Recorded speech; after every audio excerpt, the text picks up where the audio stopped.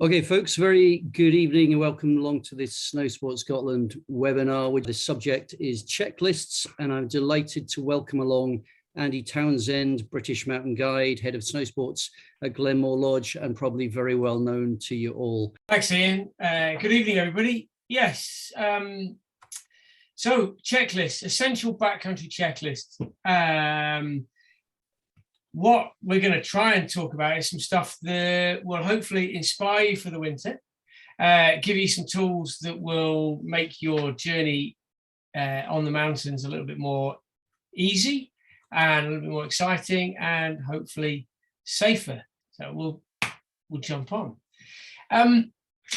We've got 5 areas that we're gonna have a quick spin through. Some of them are quite short because they're very obvious, but it would be negligent of us to leave them out.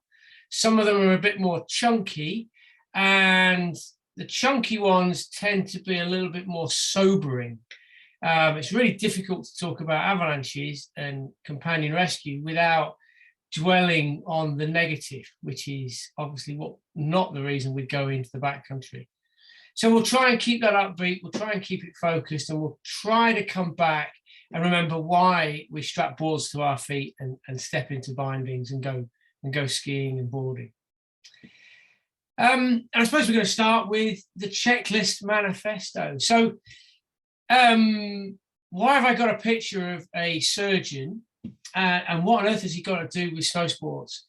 Well, simply, and I do apologise if Dr. Atul Gawande is in tonight's webinar. I've probably pronounced your name wrong, but he is a best-selling author. He's definitely not a fiction writer. He writes books about checklists and how to save lives and how to work in really complex environments. In particular, his area of specialty is going to be surgery, of which I know very little about, and touch wood, I've got a few more years before I have to get friendly with a surgeon and have any sort of operation. But what Dr. Atul noticed, obviously, was the surgery 99% of the time is a fairly standard, fairly normal and easy process. And it builds on the experience that the surgeons have, which is vast. Many hours of medical practice and surgery practice. But when it goes wrong, that experience, that knowledge, that reputation that the surgeon has doesn't actually help them solve those complex situations any easier than it does anybody else. And what Dr. Atul proposed was that by using checklists, you remove some of that emotion out of these stressful situations and inject some accurate cognitive thinking. And that's essentially what his best-selling book is all about.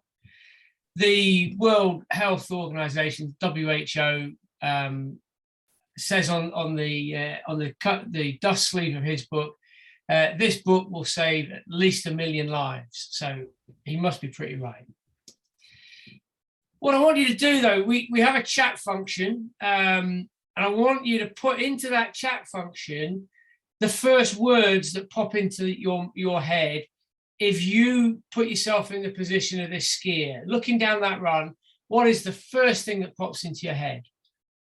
Anything at all. Don't ponder it. Don't think about saying something different to the other person. Just fire into the chat box all the sorts of things that pop straight into your head. And if you can't do the chat function, don't worry. Just say them out loud now. You're all muted, so you can't be heard, but let's have a little look. So Ian, we've got 12 things in the chat. Could you click on that and just read some of them out for me? Yeah, if you can hear me okay, Andy. We're going for send it, ready or not, tips down, don't do it, woohoo, wow, risk, shit, where do my kids go, best line, I want to put ever on the end of that, are my boots in downhill mode, continue or get out, question mark, nah. Brilliant. Well, that is actually a lot better than I thought we would get. Well done, guys. You've passed the test. And your first reactions, some of those are emotional, and that's positive and negative. But in a stress situation, can negative emotion not be a positive? So they're just emotion. There was one very practical thought in there was, are my boots in downhill mode as opposed to walk mode? However, that is a question. So clearly that hasn't been checked. It's an assumption. So again, that's an emotion. And that's what the checklist allows us to remove. So when you're going to do something as complicated as land 2 men on the moon, you can't do that by running on experience of Buzz Aldrin and Neil Armstrong as fighter pilots or astronauts. This flying the Apollo 11 lunar landing was so complicated, they had to have a process. Your human brain can't conjure up all that information in one go. So they use checklists, and they still use checklists today. I'm sure that if you take a commercial airline flight, the pilots before takeoff are running through a whole series of checklists because those machines are so complicated. Skiing and boarding, we like to think of as simple, refreshing, good for us, and easy to do. But you're dealing with very complex things. The body, to make your skis turn or bend a board, has to do hundreds of thousands of minute things to make those skis and boards do what we want them to do. And we don't have a checklist for that. Incidentally, I don't know if you've ever listened to the BBC podcast about the lunar landings, and when they're in the last 2 minutes to landing on the moon, Neil Armstrong flicks off the checklist and he goes completely manual because that's the only way they're going to land it. So he just flies in the face of everything that NASA have done around checklists. So that is what our checklists are there for. They're there to remove the emotion and give us pure cognitive thought process. And we're going to start with what is probably the most fun bit, and that's the personal skill checklist. So this is the stuff that we want to do so that we can go out and we can ski some amazing snow, just like Camille Jacou here from Black Crows. When you look at this photo, obviously we've got a skier and he's just about to crash. Obviously, looking at a photo, we don't know what has caused the crash. Is it snow related? Is it a change in conditions? Is the skier a complete beginner, doesn't know what he's doing? Or has his ambitions overstripped his ability and the conditions? And actually, this guy is a very talented skier and he runs a very successful race academy in Austria. I'm not going to name who it is, but it's unusual for Mark to fall over. So he was definitely trying to do something different. He was pushing himself. And that's what we do when every time we go out on the mountains.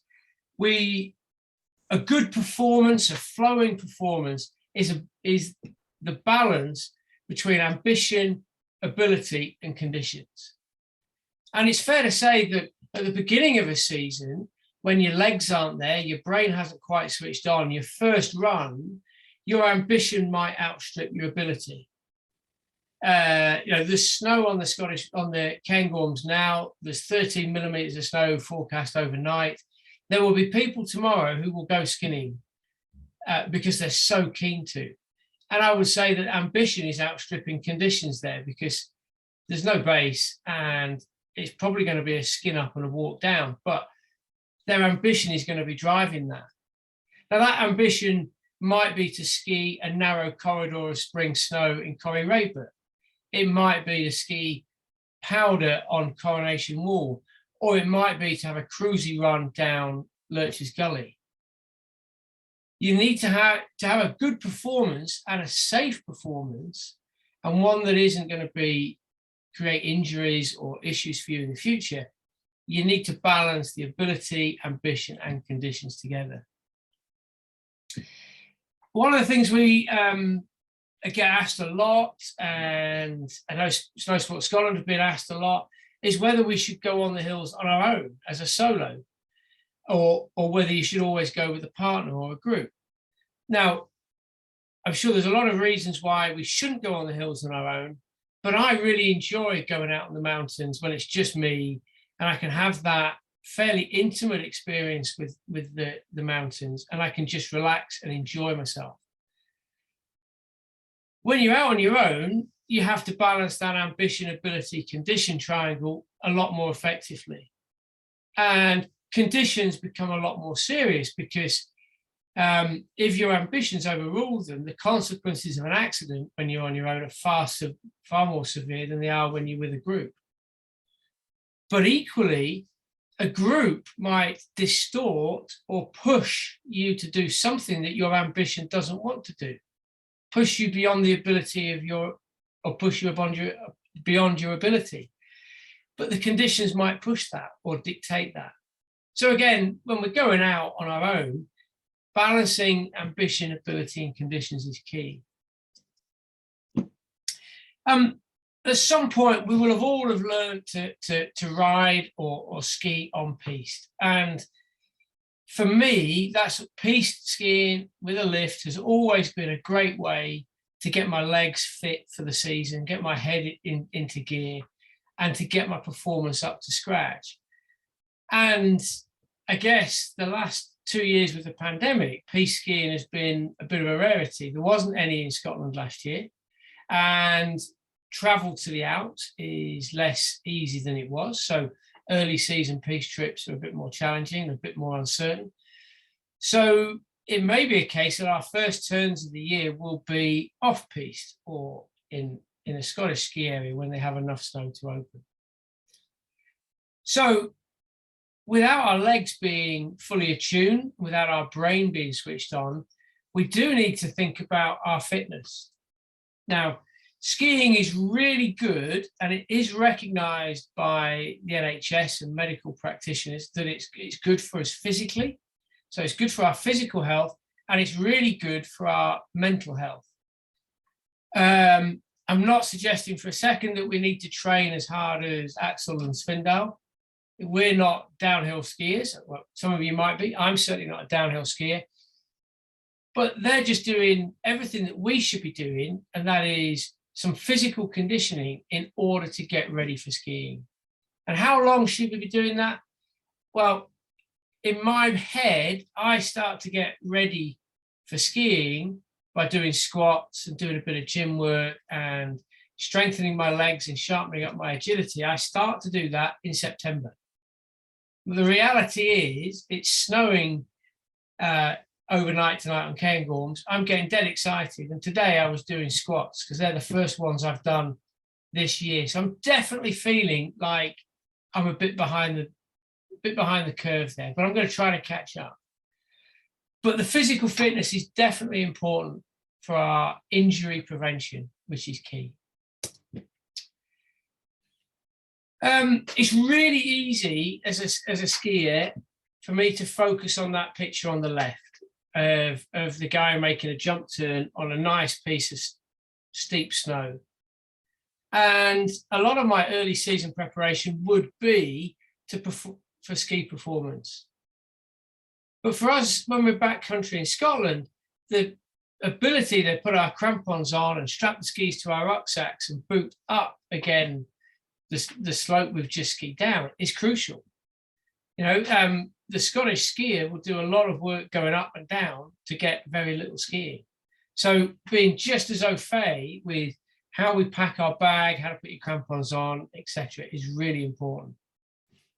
And I certainly know my first few trips into the mountains this winter, my bag will look like a D&V rucksack with stuff strapped on the outside of it all over the place, because I won't have worked out how to fit everything I want into it.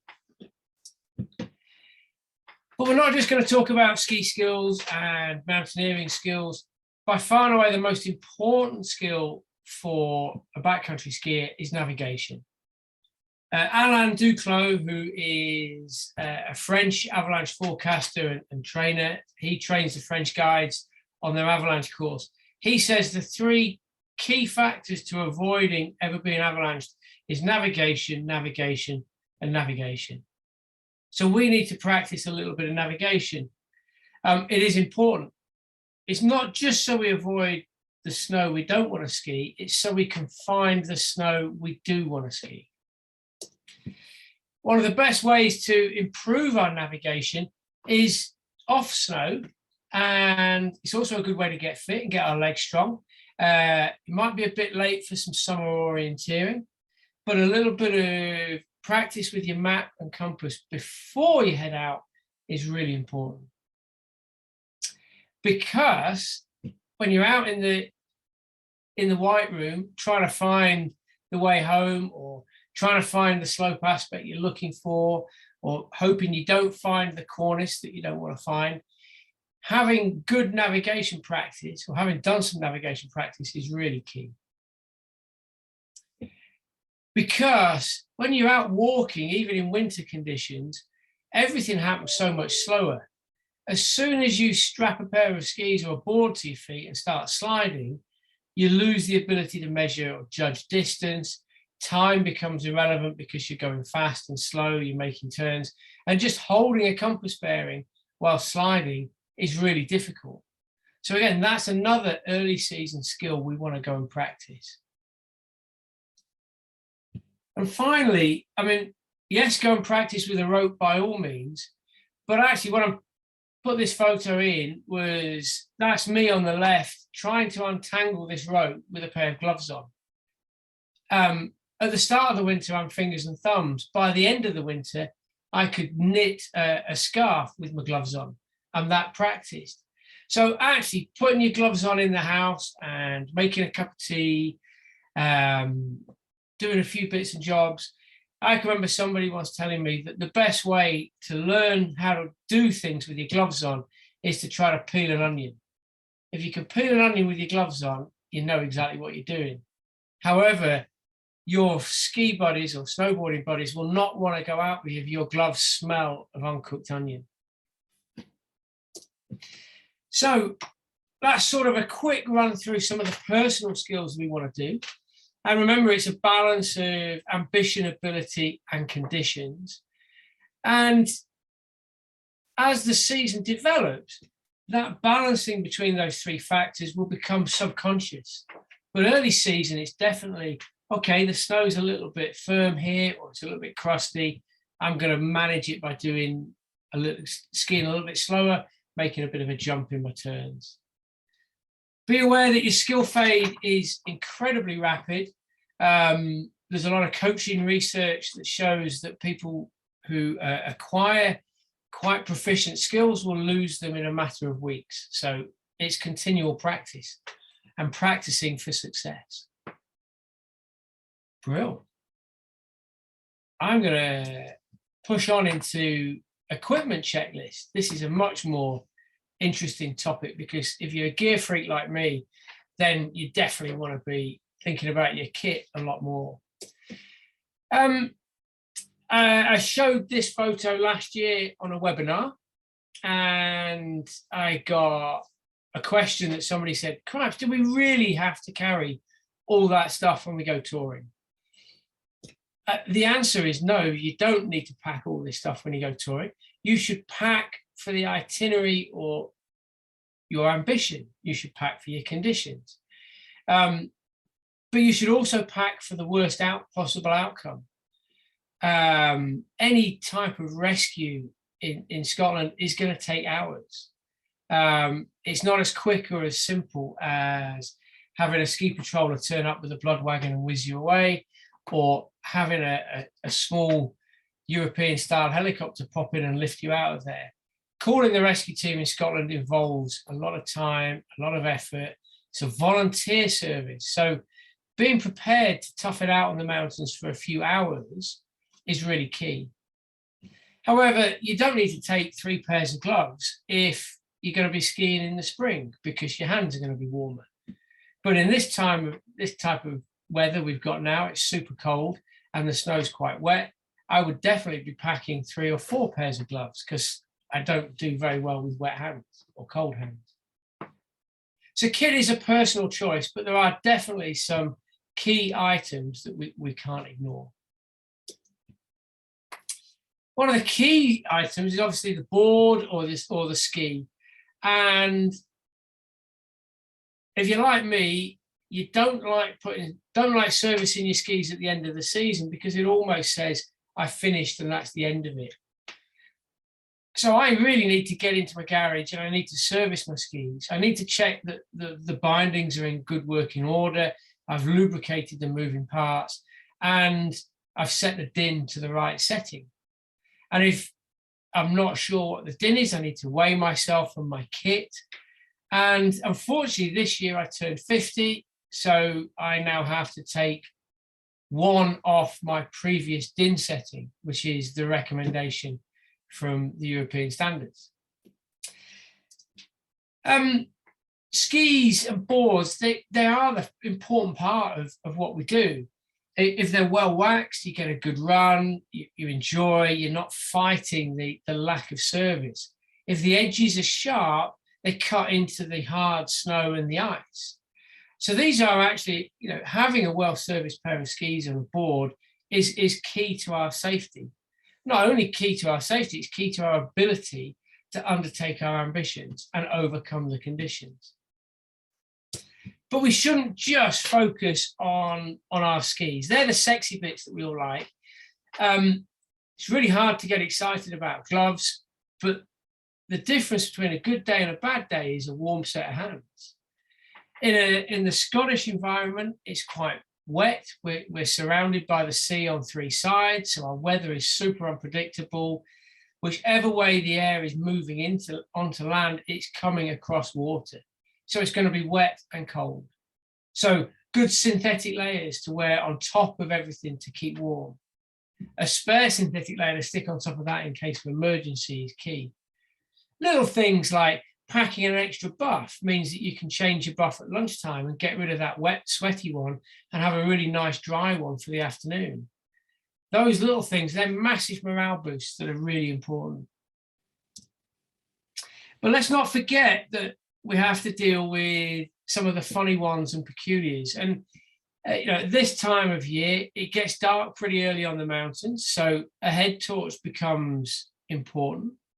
You might feel that as the days get lighter, as we get into February and March, you don't need the head torch, but a navigational error or a broken binding, for instance, would slow you down and might mean that you are coming off the mountains into twilight or even dusk and into darkness. A head torch is also a very useful thing to signal to a helicopter as it flies over. If you've called for a rescue team, a flashing strobe on your head torch is very useful for them. And having a few bits in your bag that live there for the season, little bits of string, wire, a screwdriver, a multi-tool or something like that, that allows you to fix a boot or just do some sort of improvised repair to a binding or a skin, is the difference between walking out or skiing out. And I know that I'd much rather be sliding on snow than walking up to my waist in it. We also need to use a lot more tools in the winter. So we come back to navigation because it's so important. And, I find I never use my altimeter in the summer, or very rarely use an altimeter in summer, but I definitely use it a lot more in winter. And now I need to get in the habit of every time I reach a known point, as I'm working in the mountains, I will recalibrate my altimeter to that height. And that way I always have an accurate record of the altitude I am on a slope. Understanding, of course, that in Britain, with our maritime climate, the pressure's up and down all day. So the accuracy of that altitude needs to be moderated as opposed to fully relied upon. And in this modern age, we need to look at all the other gadgets that we can possibly have. So digital mapping like View Ranger on the left. We have FatMap, which is an amazing tool. and we have handheld GPS devices, and all of these things are there to add and enrich our ability to travel in the mountains. They're not really there so that we can go out and do things that our ambition wishes to do in conditions that are not appropriate. So it's not always a case that you can just keep going whatever the weather, but it's certainly worth embracing new technology and becoming practiced and efficient with it. I certainly know I haven't turned my handheld GPS on for quite a few months, so I'll need to do that before I head out. Ooh, there we go. Quick summary for that. So always pack for the unknown. Embrace new gadgets, but don't forget the old ones. I love my silver compass. It's the most useful tool I carry around, because when the ice builds up on my skins, my compass will scrape it off and keep me in the right direction. So let's get on to a bit of a chunky one then. And this is the BAA checklist. So BAA is the Be Avalanche Aware. And going back quite a few years now, this was an initiative from the Scottish Avalanche Information Service and a group called SAFOS, which is the Snow and Avalanche Foundation of Scotland. And they felt that Scotland needed its own education process or advisory group or system. And they created the BAA process, or Be Avalanche Aware. And some of you may have seen these leaflets knocking around.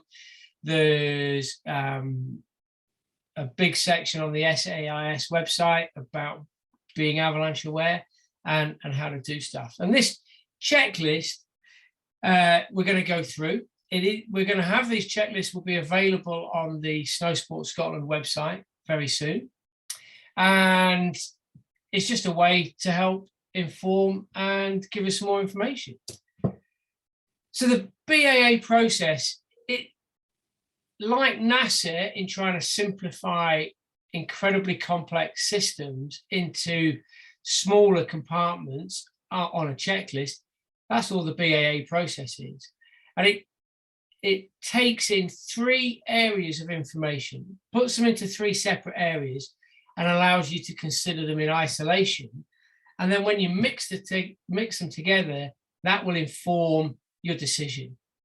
So the very first area you look at is avalanche hazard, or what the avalanche hazard is, the weather, and the mountain conditions.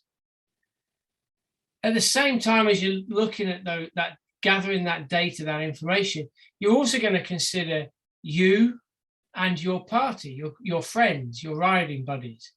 What is their experience? What is their ambitions? What is their skill set? Are they as good as you? Are they better than you? Or are they weaker than you, and you're going to have to look after them? And the third element that you always look at is the mountain landscape that you're going to go into. And that is as simple as, is it steep? Is it shallow? Is it facing the wind? Is it sheltered from the wind? Has it got more snow on it, etc.? And you're going to consider those 3 factors in 3 very separate stages. 3 is very much the magic number when it comes to the BAA process. So we're going to look at all those 3 elements at home when we're doing our planning. We're going to look at them again when we go out on our journey and we're looking to make decisions about whether we should continue or change our itinerary. And we're going to review those at the key places. These are the places where you have to make a go, no-go decision, or a left or a right decision. Key places on the day where you'll need to make a decision. And that's when you go back to considering the avalanche hazard, weather and mountain conditions, the human element, you and your group, and the landscape that you're working in. Kind of about 70% of the energy you put into this planning process will happen at home. So you do that on a sofa in front of a nice roaring fire with a glass of wine or a non-alcoholic drink or whatever you have. And you have your laptop, your phone, and you're going to go and gather a lot of information. The more information you get, the better. but you must get that information from trusted sources. So when we go and gather that information, this is the questions that we want to be asking. So when we're looking at the weather and the conditions, is snow lying on the mountains? If so, how much? Where is it? All that information will be in the avalanche report. How windy is it? How cold or warm is it? If it's remaining cold, then any instability within the snowpack will persist for longer. If it's warming, then that instability will start to change. If it warms a lot, that instability will become more critical. So all the time we're looking at gathering that information and using that to help us form our decisions. When you're looking at your group, look at the skill set. Are the people you're going in the mountains with, can they use a map and compass? Because as we've said before, navigation is the key skill set that we must have when we go off-piste or in the backcountry. What sort of equipment and clothing do your buddies have? And what sort of experience will they have? Are they fit enough to travel in deep snow?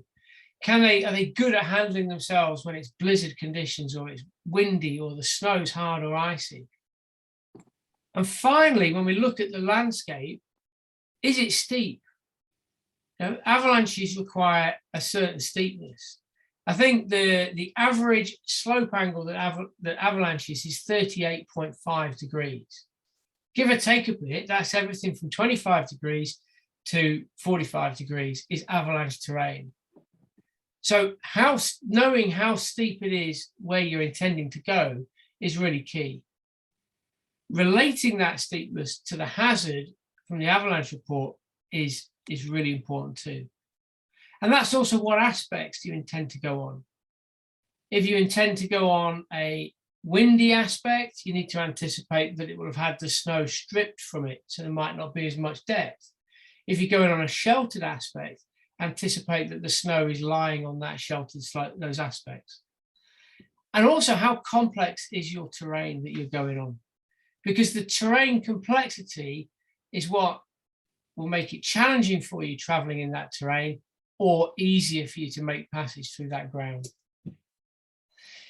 These are some screenshots from the Met Office mobile app.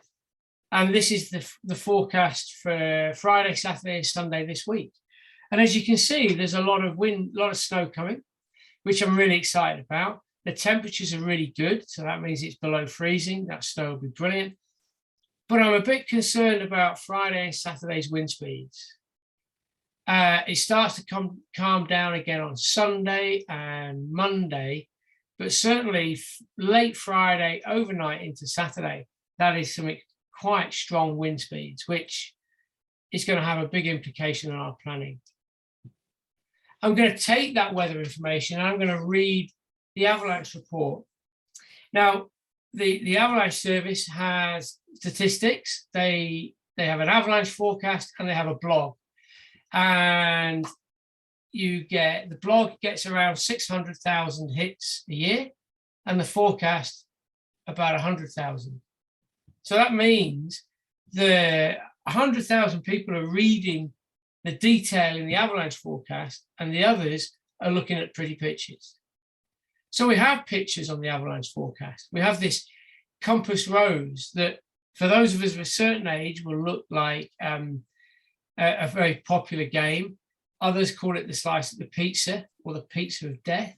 It's a bit hard, but it works. We look at that picture and we read the text. So the text would say poorly bonded wind slab is going to form on wind sheltered aspects in east and southeast aspects. This, for instance, this isn't the forecast for the current conditions. That will be published tomorrow.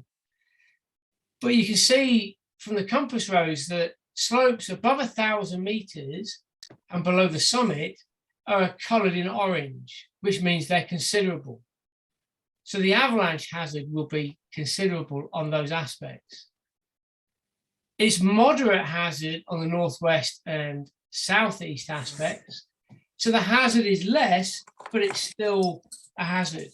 And everywhere else, the hazard, all the other aspects and elevations are low, which either means the snow isn't there or the snow has gone through a series of transformations and the instabilities have reduced and the snow is bonded well. That doesn't mean avalanches can't happen there, because there's never zero risk.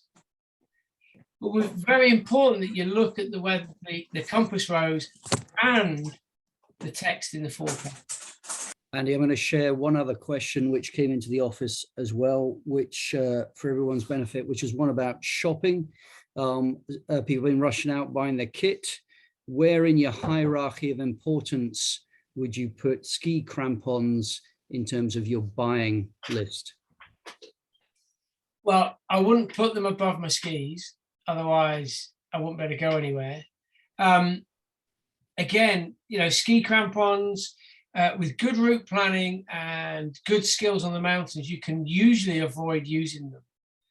But, as I'm sure everybody in Scotland knows, we can get quite a firm surface. And the ability to flick on your ski crampons and continue to skin up a slope is way faster than walking. So I would be putting my ski crampons up there as a key item. I would go out in Scotland on a ski tour without a set of boot crampons, but I would never go out without ski crampons. And they're a pain to pack. They always seem to be in the wrong place. What you have to do is to find things that you're going to put between them. So when I've got boot crampons, my boot crampons and my ski crampons live together in a little bag, with the ski crampons sort of, I don't know how, like cuddling my boot crampons. When I'm not taking boot crampons, that little bag gets filled with spare gloves and hats. So I've always got something filling in the gap.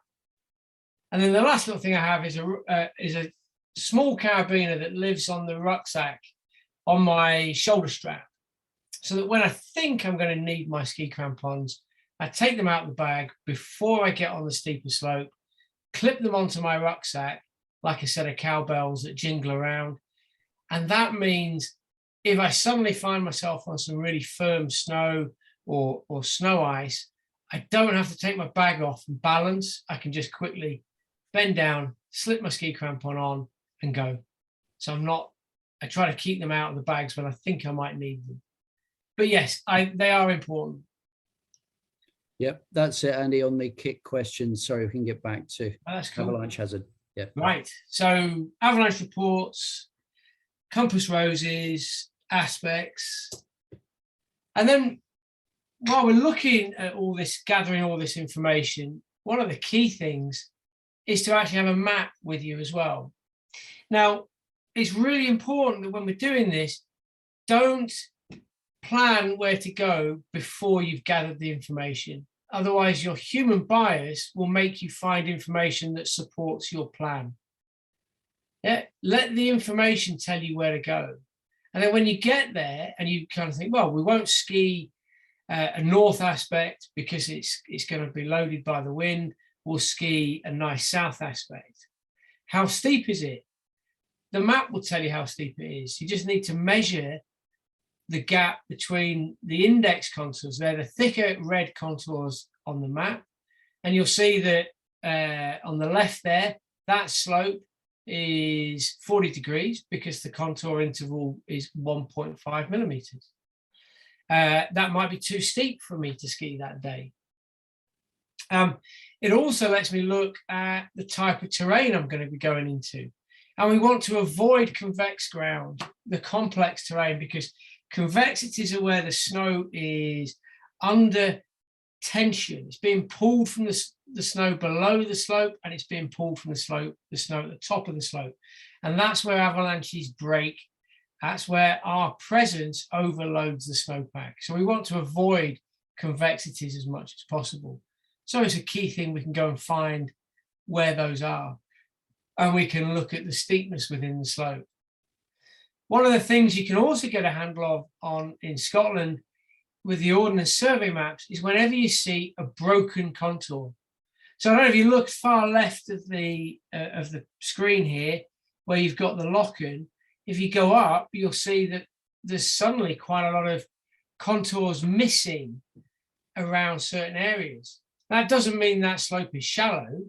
It just means it's too steep for the printer to overlay those contours. So the Ordnance Survey breaks them. And where you see a broken contour, you know that instantly points out that there is a slope steeper than 45 degrees. So you really want to try and avoid those points as well. And when we talk about complex terrain, it's really easy to get sucked into the big picture, the macro scale of stuff. You know, how big is that slope? How far could an avalanche run down that valley? We often overlook the micro slopes that sit within the bigger slopes. So in the foreground of this photo, we have a huge number of, well, quite a large number of small convex bulges. Where the snow is going to be loaded, it's going to be under tension and stressed. It might only be 5 meters square, 20, 30 feet across, but it's enough to trigger an avalanche. It's enough to bury you, and it's enough to cause injury. But it isn't big enough to show up on a contour map, because contour intervals are every 10 meters. So we'll often find that the complexities of a mountain just don't show up on the map, in the maps themselves. Things like FatMap are really good for that. They have a slope angle overlay that you can put onto stuff. Guidebooks, pictures, postcards of the Cairngorms that you buy in Aviemore are really good. There might be summer postcards or winter postcards, but they're very rarely photos of whiteout conditions. They're always nice sunny days, and that gives you a lot of information. So one of those essential planning tools is the Colin Pryor Book of the Mountains, because he has all the pictures you need, and especially if it's the winter book. Again, you know, when we're putting all this information together, your brain is on overload, and the human element when we're dealing with complex situations is to simplify things, as they do in surgery, hence their checklist. One of the key things we can do is get a map out and actually color in the information from the avalanche report and the weather. So, for instance, we've got a high forecast here, which is from 2012. And you can see that we've colored in everything that is above 900 meters on the west through north to southeast aspects, and is all the steep slopes. So it's telling me that on this day, going into Corrien-Schnechter and skiing Aladdin's Couloir is not a good idea. However, I could probably ski Lurch's Gully or ski below 900 meters and still have a good ski time, a ski journey. I could even ski on the opposite aspects. It's just, by doing this, you're just clarifying within your brain what is the appropriate things to be doing. That's one part of the three. So we'll crack on with this. So when we come to going on our journey, we've done all our planning, we've decided where we're going, a plan that fits the group, not an individual within the group.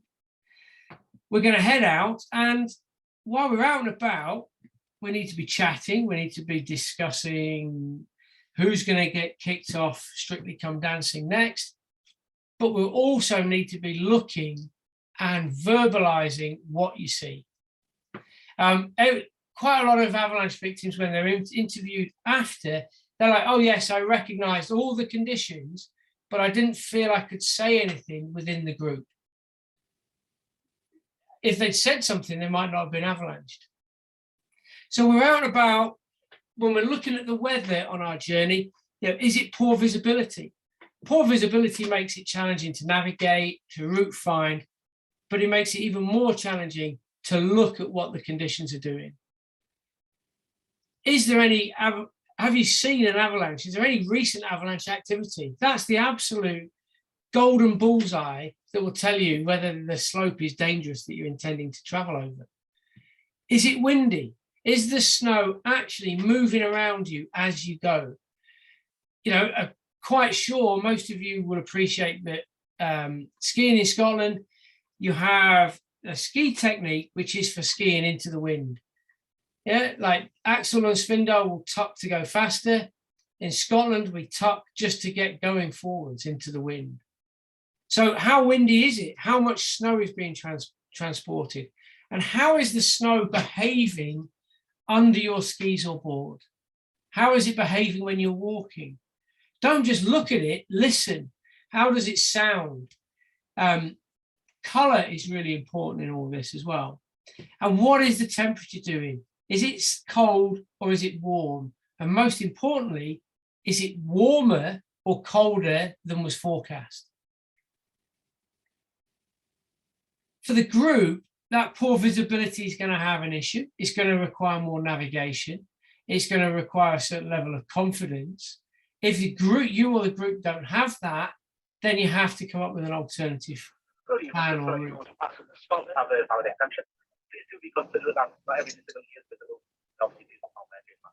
We'll carry on. There's also include station platforms and concourses such as Edinburgh Railway. Equipment and clothing. You know, if you've packed for nice warm weather and it's suddenly gone much colder, that needs to be considered whilst you're on your journey. You might decide to cut off early rather than go all the way to the summit because it's too cold.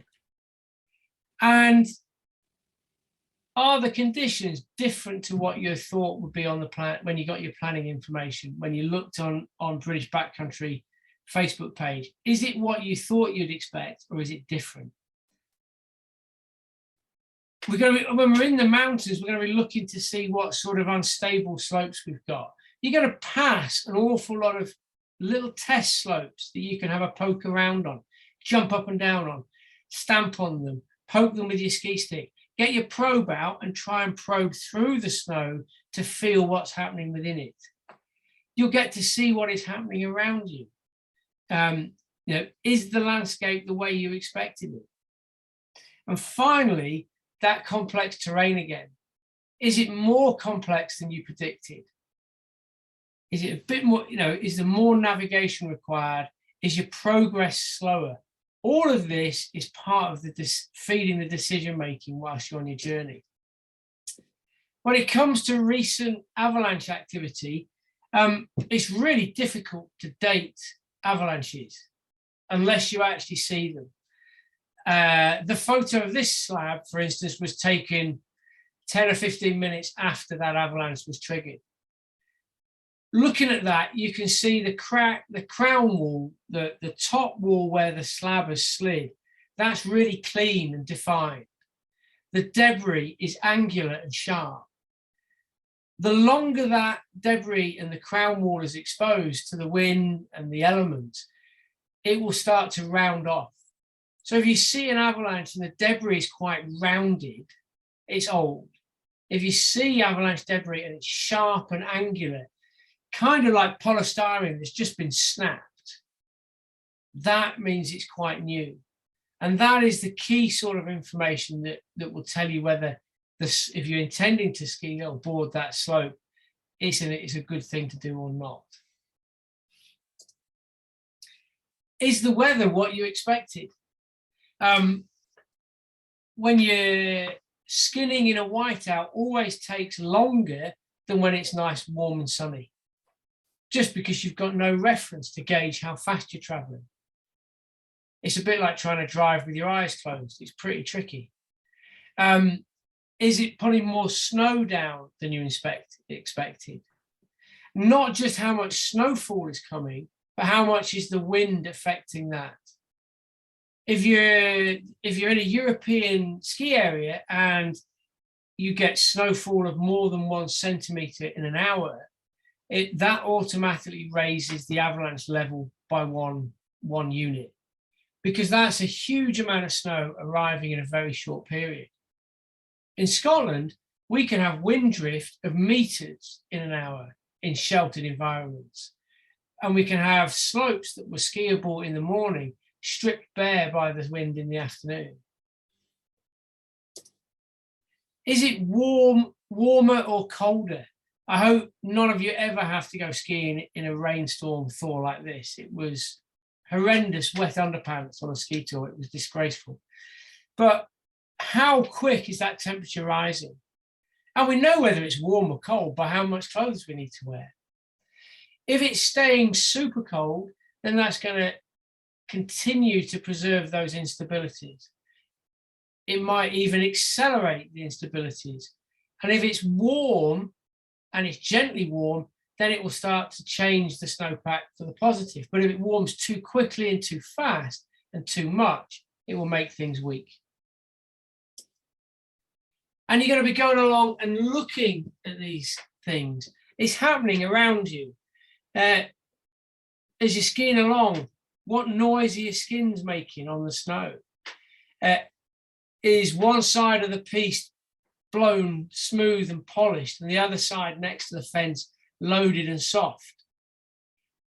Is the snow cracking around you? All of this is indications that other places, other aspects like that will be affected and will be a challenge, and you'll have to consider things. Andy, can I throw a quick question in there, please? Just Yeah, about, please. you mentioned when you were talking about snowpack a little earlier, you mentioned that color is important, and just ask you to elaborate on a little bit more about what you mean by that. Certainly. So the snow refracts light, and light, fluffy snow, you know, if you go to Canada and you're going to go heli skiing, you want light, fluffy champagne powder.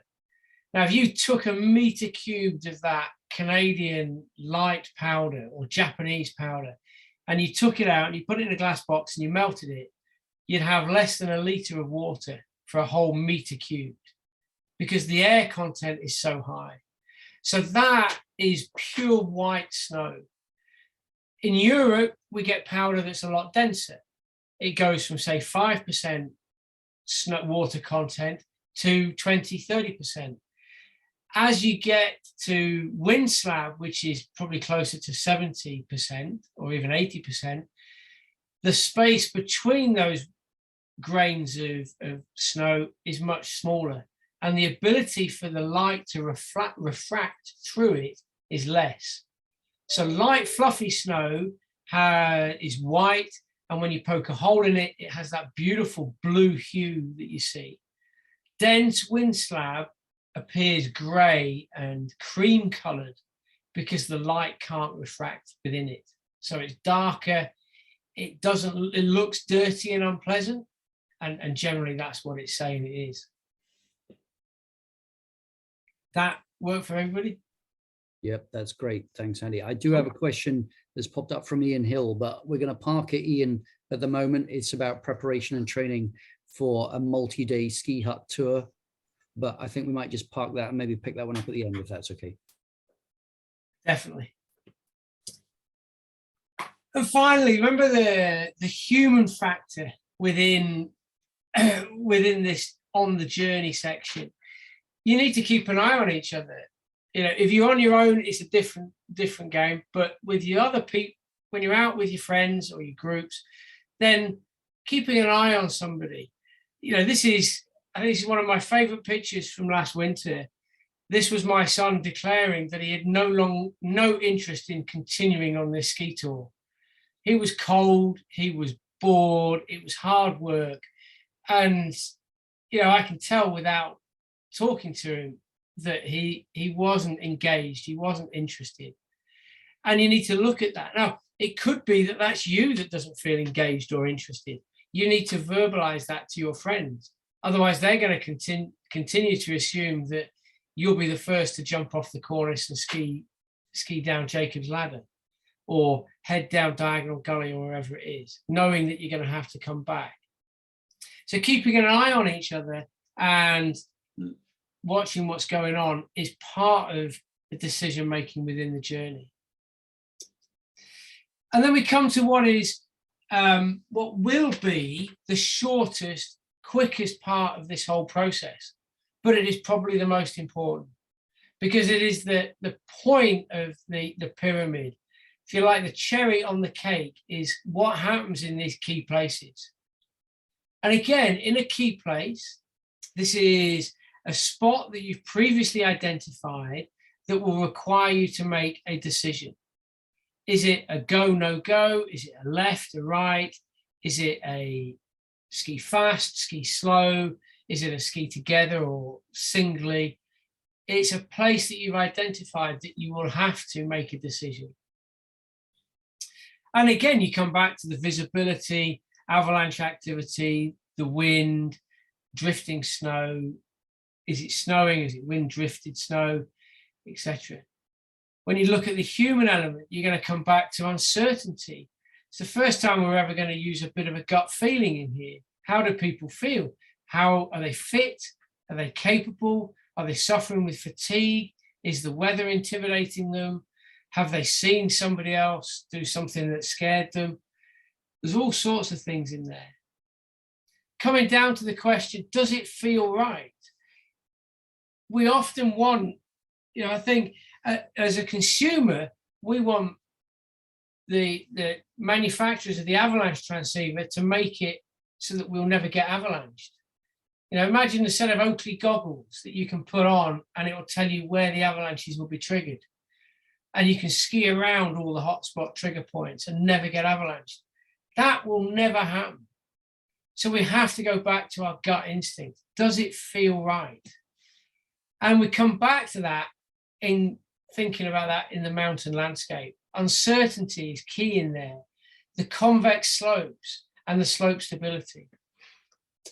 Now, these key places, they're not one, they're numerous, and they're forever changing. Yes, we can identify them in our planning stage, but we need to be acceptable and willing to add new ones during the day. So, for instance, if we're going to start in Cairngorm Car Park and we're going to quickly skin to the Ptarmigan, or we're going to take a lift to the Ptarmigan, the Cairngorm Car Park is are we going skiing today, yes or no? Get to the Ptarmigan, what have we seen on the way up? Is it what we thought it would be? Is the wind stronger? Should we continue to the summit of Cairngorm? At the summit of Cairngorm, should we continue down into Corrie Raybert? When you get into Corrie Raybert, you'll know a lot more about the snow conditions. Should we continue to skin up towards Corrie Doven and ski down diagonal? If we ski down diagonal, we're going to be able to turn left and go up Corrie Raybert, or will we have to turn right and go up Corrie Doven? Corrie Doven's much steeper than Corrie Raybert, so we might have a decision to make there. All the time, these are places where, as a group, you've agreed to just air your thoughts. Give everybody in the group a chance to say what they think and to discuss it openly and without bias. If you stood on that slope at the top of Aladdin's Couloir, you need to be physically fit. You need to feel strong, engaged, aroused, and ready to attack. Is the snow going to be good under your feet? Are there other people about waiting to jump in that are putting you under pressure? Do you know what's going to happen as soon as you go over the wee col and into the steeper section? All of these things are coming into that decision making. Much easier on your own, much harder when you're in a group because you have to discuss it. And what we are as humans, with pack animals, we're not good at having an individual voice. We're really good at following a leader, a self-appointed leader, or an appointed leader because we feel they have more experience and knowledge than we do. So in these situations, this is where honesty will lead to a good, unbiased decision. And we'll come to a little summary. Excellent. Right. We've done that's a fairly chunky section. And it's quite hard to remember all that. So we're going to produce a little checklist that you'll be able to download and print out and have with you at all times. I guess talking about avalanche planning, awareness and avoidance, we can't not talk about companion rescue. It is an inevitability. I can't speak. Avalanches are part and parcel of snow on the ground, and we have to be prepared to manage them. As I said earlier, what Scotland specialises in is small, violent, and very consequential avalanches. This one in Cap Corin-y-Spray wasn't that small. It was quite a large avalanche. It didn't run very far, but what it did do was run into rock. So if you were caught in this, you'd have ended up with more blunt trauma than a burial. But burials are possible in Scotland. And companion rescue is the key to surviving this. So it's looking at the negative, but we're going to do that anyway. Andy, can I jump in with a quick question from Julian Jennings just on avalanche backpacks? And this is before we get into companion rescue. If you're solo, would you be prioritizing going out and spending a few £100 on an avalanche backpack? I think does Jules mean an airbag? An avalanche airbag, is that? Yeah. Yeah. Jules, if you need permission to go and buy an airbag, absolutely, they're crucial. Airbags are a difficult one because they will have an influence on your decision making. I think, I've heard thousands of people tell me that when they wear a ski helmet, they ski much faster and more dangerously because they feel protected. If you add a back protector to that, you feel even more protected.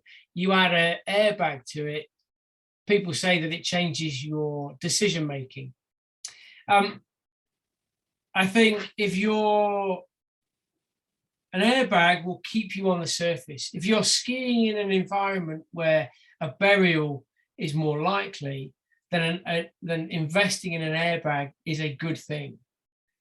It doesn't take you away from the fact that 45% of avalanche victims will be killed through blunt trauma as opposed to asphyxiation. But it does mean that you might be injured, but on or close to the surface, which means you could be rescued and there's a potential that you could survive your injuries. So I use an airbag. I don't use an airbag in Scotland. I use one in the Alps in early season when the snowpack is very it's got a lot of change in it. It's got a lot of energy and there's a lot of metamorphism going on, and it's being topped up by regular storms. I very much use it when I'm working in a lift area. So I'm working off-piste, off the lift, because there's a lot of people there. So it might not be me that triggers the avalanche, it might be somebody else. And this will help me mitigate other people's poor decisions. Do I use one in Scotland? No. They're an investment, they're a little bit heavier, and the chances of burial in Scotland is less than it is in the Alps. But yeah, I do have one. And I do use it from time to time. I don't know if that's helped Jules answer that question, but we'll see. Yeah, he says yes, thanks. Excellent. Good. Right, so companion rescue. When we think about rescue, especially if you're in the Alps, you definitely think about these amazing helicopters and the gendarmerie that will come and rescue you. They are, there's an awful lot of resources for avalanche rescue in the Alps. In the UK, we have a volunteer rescue service. It is going to be slower and not as easy for them to react to an avalanche incident. Having said that, what they achieve as a voluntary force is quite impressive.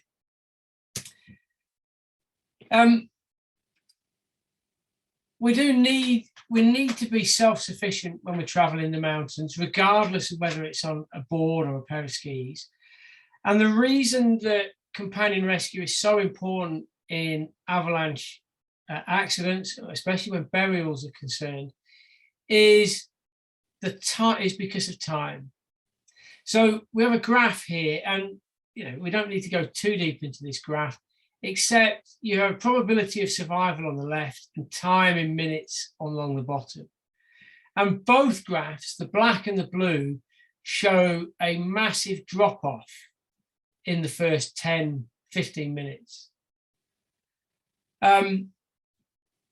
Crucially, if you are buried in a maritime snowpack, so that's a wet snowpack, your survival, the probability of survival is around 15 minutes. That's the window. 10 to 15 minutes is the window that we're working to.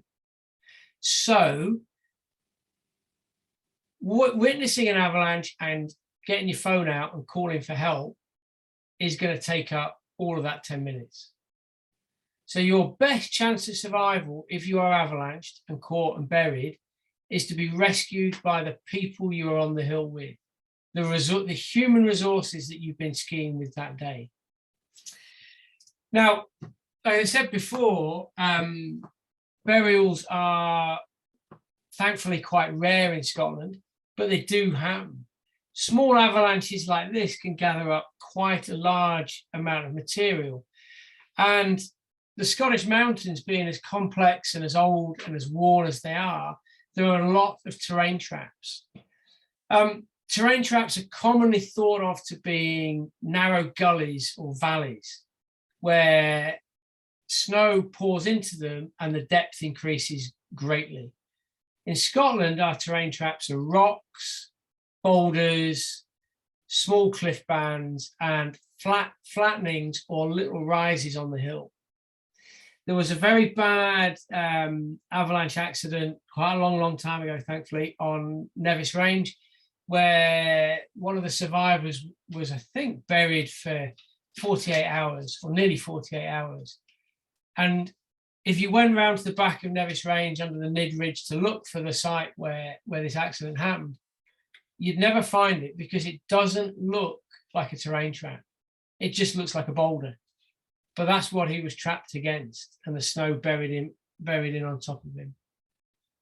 So again, that's why we need to be ready to do companion rescue. I'm going to suggest that everybody here tonight, I'd like you to stop. We're going to stop today calling transceivers rescue equipment.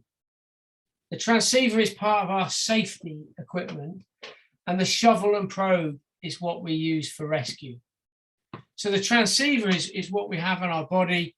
We generally go skiing with one. Very rarely would I consider skiing off-piste without a transceiver. Because of who I am and the fact I can't stay to a piste, I always jump off to the side. Even if I'm skiing with the kids on piste, I will tend to pack a couple of transceivers because I just know I'll get pulled away. But the technology within these things now is so good, and it's so amazing, and the accuracy and the power of them, that it is child's play. They are so easy to use. With a little bit of practice, you can find somebody very easily with a transceiver. Practice is key. When we think about transceivers, I want you to get into your mind an aeroplane coming into land, because the analogy of an aeroplane is incredibly accurate and well linked to the use of the transceiver. So when the avalanche happens and you're going to try to find the signal, you're doing a signal search. That is when the aeroplane is at high altitude and traveling fast. It's doing several hundred miles an hour. So when we're signal searching, we're trying to search the whole of the avalanche site in either a zigzag or in straight lines with multiple searches. And you are running as fast as you can. That's the aeroplane at high altitude headed towards the airport. When the aeroplane picks up that homing beacon from the airport, it will start to slow down and lose altitude. So when the transceiver acquires its signal, you bring it closer to the ground and you go from a run to a fast walk. If you're walking in avalanche debris, it's hard work. It's going to feel like you're still running, but it's walking, and the transceiver is coming down to the ground. So that when we get to the point where that aeroplane is about to touch down on the runway and our transceiver is about to touch down on the snow, that is around about the 3 meters out mark. That is when we get to our hands and knees and we crawl. And we invest a little bit of time in the fine search to improve the accuracy of the probing and the digging.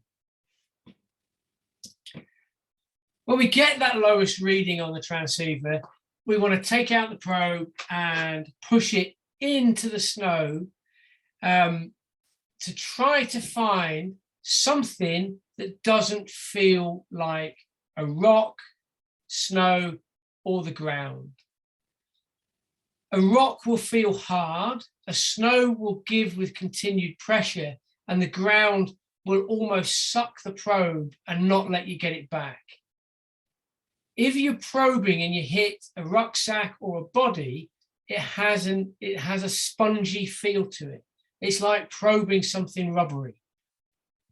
And this is where a lot of people say, well, how hard should you probe? Because you don't want to hurt somebody. Believe me, if they're under the snow, they'll be more than happy to be stabbed several times.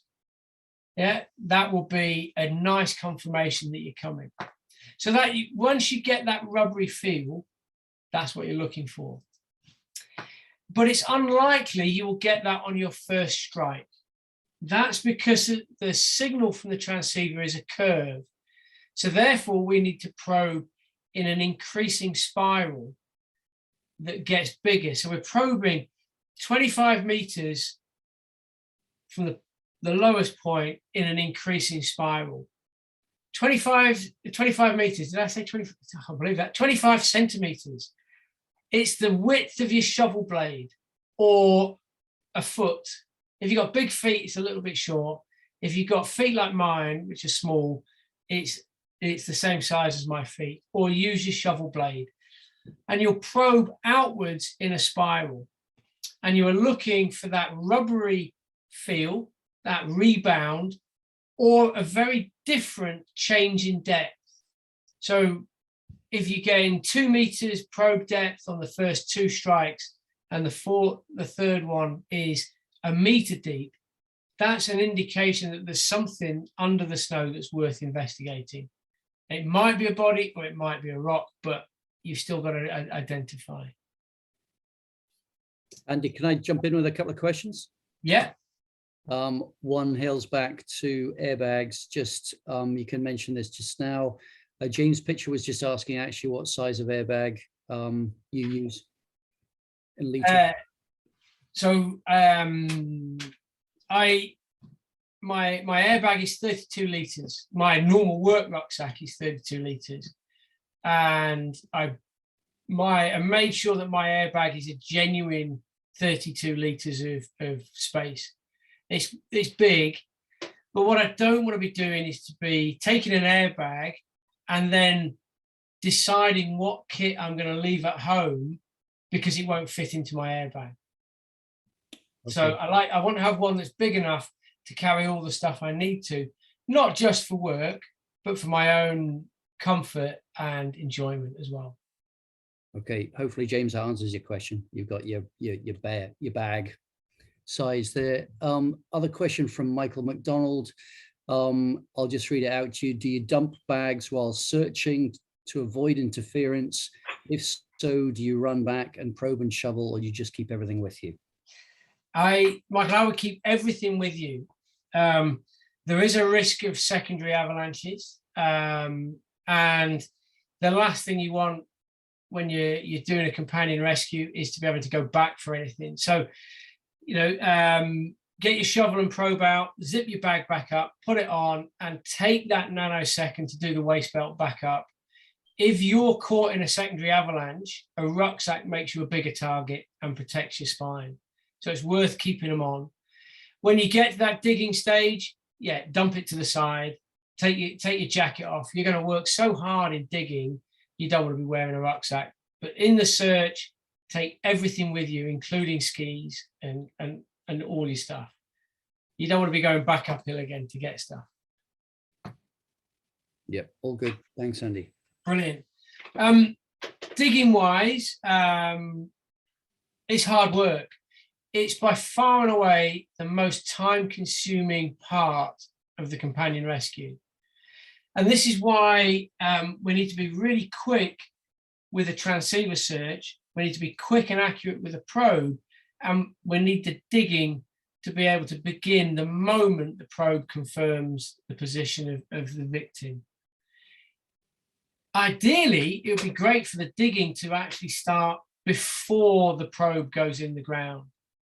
There's no harm as you come into the fine search and you're there just trying to find that lowest reading to get the most accuracy out of it, for the diggers to already have started to clear some of the surface snow. You might get a lucky strike and uncover a hand or a foot or a head. Waiting that few seconds isn't worthwhile. You may as well start straight away. The digging needs to be organized, and unfortunately, no matter how strong you are, you need to be digging at full power, which means you'll get about a minute tops before you're exhausted. So a minute of pretty sort of fevered digging, step to the side and let somebody else come in. We're trying to dig down to the victim from just to the side of the strike point. So if they're buried a meter deep, you want to come downhill of that by a meter and then dig down and in so that you extract them horizontally out onto a nice shelf. If they're deeper than a meter, then times the depth by 1.5 and come downhill that same distance. We don't want to dig uphill because that means we're lifting the snow. We almost want to paddle it like we're trying to paddle a canoe to push that snow backwards. Avalanche debris is incredibly hard to dig, and it needs a certain amount of shoveling, it needs a certain amount of power. You need a good sized metal shovel is the key. So if you're going out with your mate and he has a plastic shovel, buy him a metal one for Christmas. It's in your interest to give him a really nice shovel. Andy, while you're on kit, Phil Robinson's asking about recommended lengths for AVI probes. 2.4 meters upwards. I don't think you need to go much longer than 3 meters. It's unlikely, certainly in the UK, you get a burial 3 meters or more. The chances of survival once you go below a meter drop off massively. So a 2.4, 2.8 meter probe is plenty. Okay. I would invest in a thick probe as opposed to a thin probe. I'd rather it was shorter and a good size diameter, so you've got something to hold on to while you're probing. That's more useful than getting a long one or a really short one. And avalanche debris sets like concrete, so a nice point on it is quite important. Yeah. Don't go and sharpen one up, that's getting too far, but definitely a nice point on the end of it. And a bit of a grip, because your hands are going to be covered in snow, you're going to be wet, so a nice bit of a grip on there as well. Duncan Thompson's recommendation is if your mate shows up with a plastic shovel, swap. So that's a nice little addition. But Jules has a question about digging in a V formation. Yeah, so there are a number of strategic digging sort of recommendations. A V works really well. Somebody's at the front sort of tunneling in and mining. There are 2 diggers behind, and then maybe 2 more behind that, and they are just managing the material that the point is digging. They are also resting, and then you would cycle around every 60 seconds clockwise, so that as soon as you've had your session at the front, you step back and you get a bit of a rest, and somebody else will take over. unlike this photo here, you need space between the diggers, because the last thing we want to do is to strike one of the diggers in the face with your shovel, because that takes out one of the rescuers, and that is not good for the victim or the shoveler that got a blade in the face. So put your shovel on your hip and then don't get any closer than the length of your shovel. That should do it. You can also do a conveyor belt shoveling, which is a straight line, and that also can be rotated in a clockwise or anti-clockwise way. Both of those will work very effectively. You can also do 2 diggers at the front, so it's more like a box. But you'll need to know the orientation of the buried victim for that. And that requires more probes and more people. So the protocol for this, and a way to think about this, if you have an avalanche, the key thing is to watch the victim. So for instance, if it's poor visibility, the risk has gone up through the roof. The hazard hasn't changed, but the risk has. It's worth shouting for help or blowing a whistle. There's very few areas in the world where you are completely on your own. And the key to this is the number of people, resources, manpower. So watch the victim, shout for help, and then everybody moves to that point last seen. The last place on the slope you saw the victim come to the surface and frantically wave before disappearing. There's no point searching down to that point because they're not going to go uphill. They'll only be downhill. But you're not going to go in there if it isn't safe. So the first rule of all of this is not to become an avalanche victim. When you get there, everybody turns their transceivers to search so that there is no interference. Then you're going to do your signal search at a run. You're going to do your course search at a walk and your fine search at a crawl. And then the probing, dig as fast as you can. And we're aiming to find the head first and then clear the area around the chest. When we get to that fine search area, it's a good idea to not have everybody stood on that fine search location. Mainly the victim is in the snow trying to breathe with a ton of snow on his chest or her chest. And if his mates are all stood on top, digging and frantically probing, that's not helping. So just keep a little bit away from that final 2 or 3 meters till we're ready to dig. If the group is bigger, and I would say there's no hard and fast rule here, but as soon as you get to 4 or 5 people or more, then at the point that you've watched the victim, appoint somebody to be the leader.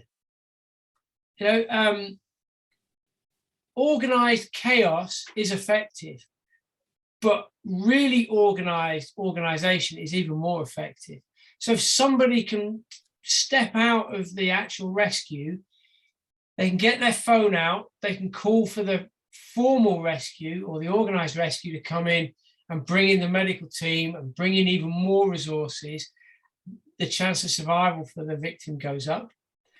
They can oversee what everybody's doing and direct people to help, monitor how people are feeling, keep people warm, keep them well fed, keep the strategic digging going in a good fashion. Appoint that leader, they can call for help, continue as before, go to the point last seen if it's safe, all transceivers to search, signal search, course search, fine search, and then the digging as fast as possible.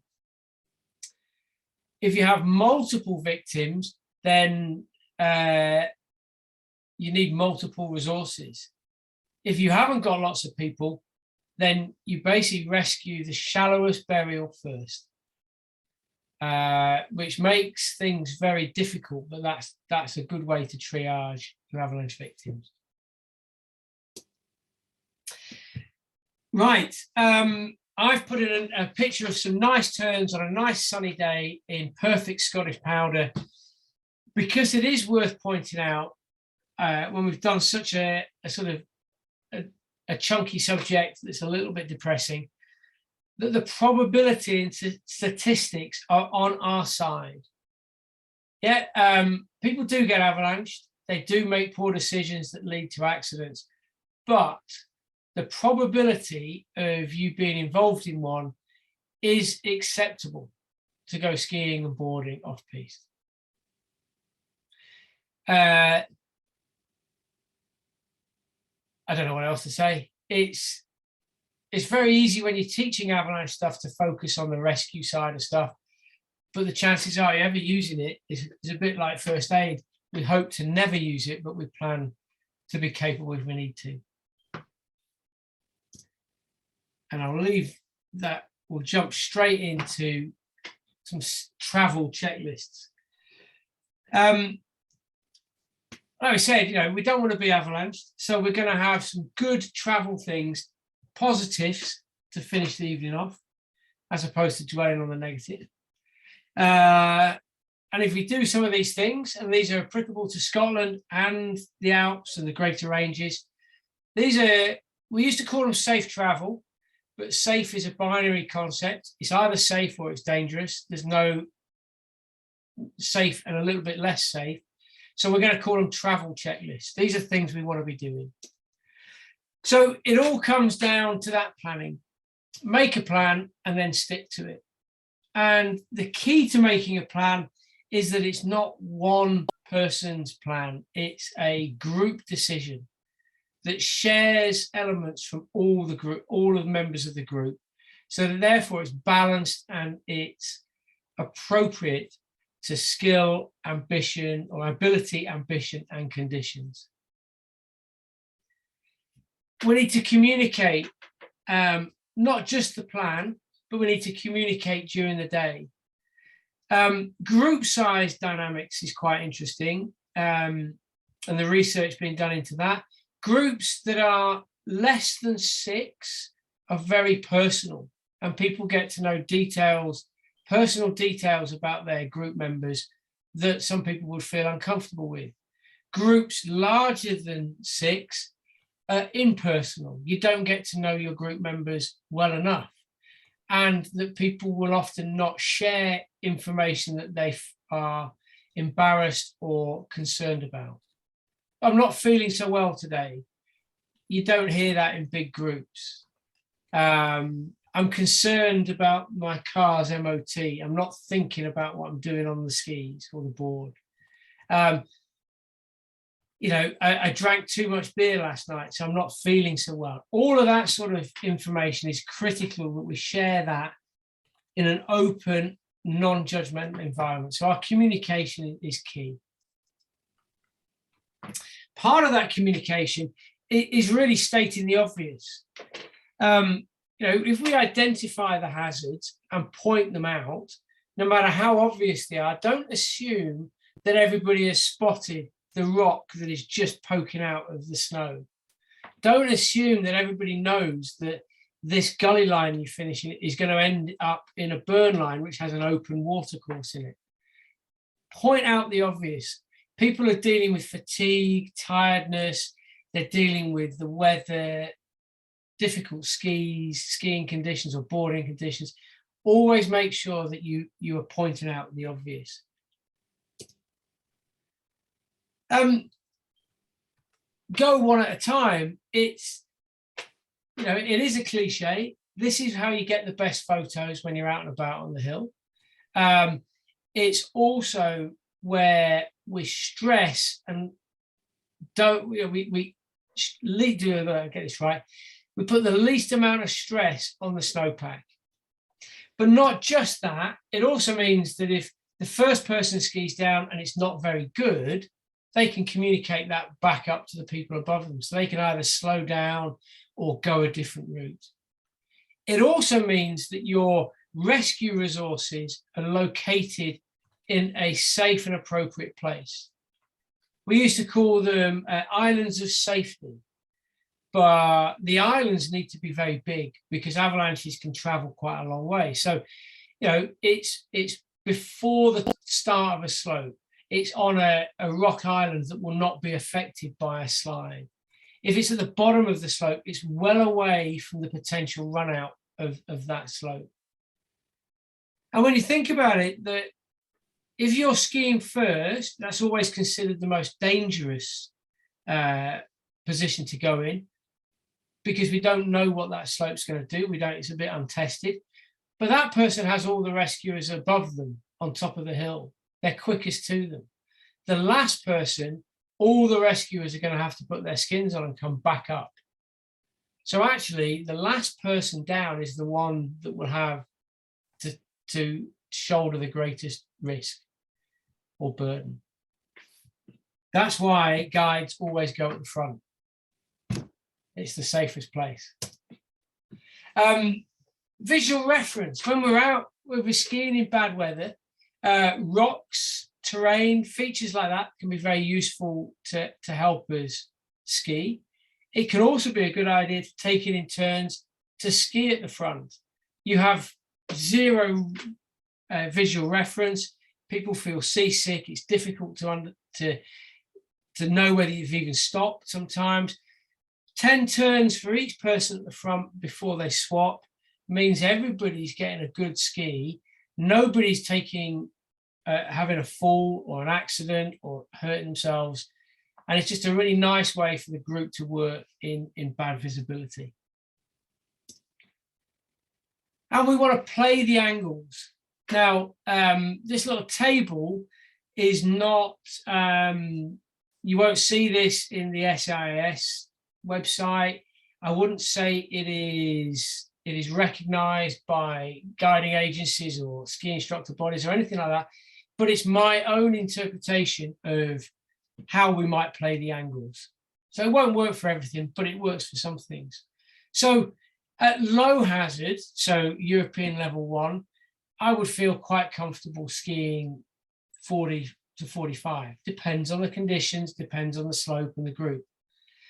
At the high end, so obviously the UK doesn't have a level 5. It only has high, which is level 4. I'm going to ski things that are very shallow. So green and to blue run at the higher levels. And then everything else in the middle. So moderate, roughly 30 to 35, considerable 20 to 25. Word of caution, the majority of fatal avalanche accidents occur at level 2, which is in moderate, and level 3, which is considerable. They are statistically the two most dangerous avalanche levels. Obviously, when you get into high or very high, the storm is so violent and the avalanche risk is so high, nobody goes out of the chalet. And at level 1 or low, the snowpack is so well consolidated, it would take an extremely high load to trigger anything. But at level 2 and level 3, they're right bang in the middle. They're on that seesaw in the tipping point. Hence, you get the accidents there. Space out, man. That's the key to this whole thing. There's times when we're able to ski together or skin together, and there's other times when we need to space out. Spacing out reduces our load on stress on the snowpack, but it also spreads out the rescuers. So if an avalanche is triggered by somebody else and takes out the first 2 people, there's still 4 more in the background to be in there as a rescuer straight away.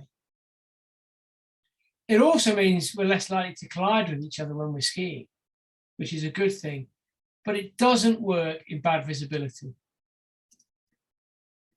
And the key to it is, if in doubt, go home.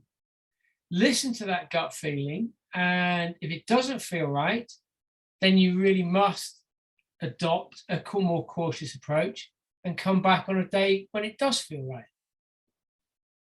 That's the end of the travel section, and that is pretty much the end of tonight's talk. Are there any questions on anything else from that, Ian? Yep, and there are just a couple of other ones. The first one is on ideal underfoot ski width for Scotland. Is there a too big? That's from Jules again. Jules, no, there isn't a too big. There isn't a too small either. So I think you need a quiver of skis for Scotland. 85 to say 100 is probably the underfoot width that I would recommend. I definitely think 100 is getting into that softer snow, a little bit more playful ski, whereas that 85 works really well on the Scottish hard pack that we get, and skis really nicely in spring snow and works fine. So anything between those two is about right. You could go up fatter, but you'd just be lugging more heavier skis, and they're slower to go edge to edge. And you could go thinner, but then the days when you're getting a little bit of powder, it's really nice to have a little bit of a width. Andy has very kindly agreed to do a number of courses on the hill. And if anyone is interested, we've got Backcountry Essentials on hill training on these dates you can see on screen, both at Glenshee and at Glencoe. We then have avalanche awareness and avoidance training and companion rescue training. They are split into 3 separate courses. There's a lot of content to cover, but if you're interested in those courses, you'll find them all on the Snow Sport Scotland website, and you can book onto them. Just have a look at the calendar on the education menu on the Snow Sport Scotland site. So that was the first thing to say. Courses on hill coming up this winter, and do please register for those. They're £75 per person per day. The final thing, and the final slide, maybe just worth putting in front of you, is this piece of branding. And Snow Smart, I'm delighted to say, is an initiative put together between Glenmore Lodge and Snow Sport Scotland, supported by the Scottish Avalanche Information Service and a host of other organisations who are going to be part of this. This will be an online education platform for anyone looking for the sort of information we've given tonight, which will be delivered through video. And at the end of the videos, there will be an online testing process that will grant you with an award. And that award will grant you as well, through membership with Snow Sport Scotland, with off-piste insurance. So very little more to say on that just now. Watch this space for the Snow Smart logo and the Snow Smart education framework coming out this winter. We hope to pilot it. It will come out in some form or shape, but please keep your eyes open for that. So it remains for me to say thanks very much to Andy, and thank you everyone for coming along this evening and bearing with us. We've been an hour and 50 minutes, but absolutely brilliant. Andy, thanks so much.